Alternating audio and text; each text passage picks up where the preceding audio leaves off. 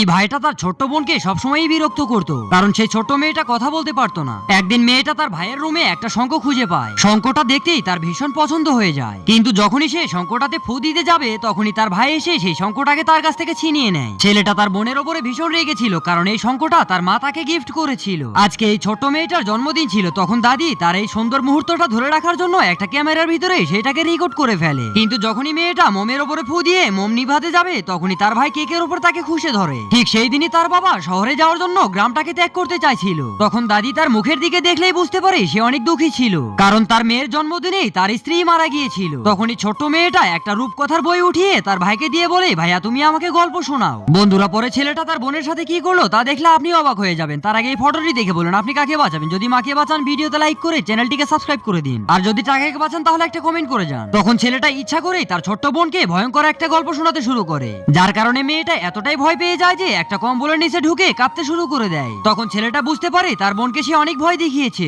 তখন ছেলেটা বলতে থাকে, এটা শুধু একটা কাহিনী ছিল যে এটা আমার মা আমাকে প্রতিদিন শোনাতো। এরপর যখনই ছোট্ট মেয়েটার ভাই ঘুমিয়ে যায় তখনই লুকিয়ে সে তার ভাইয়ের শঙ্খটাকে চুরি করে ফেলে। তখনই শঙ্কর আওয়াজে জানালার ভিতর দিয়ে লাইট আসতে শুরু করে দেয়।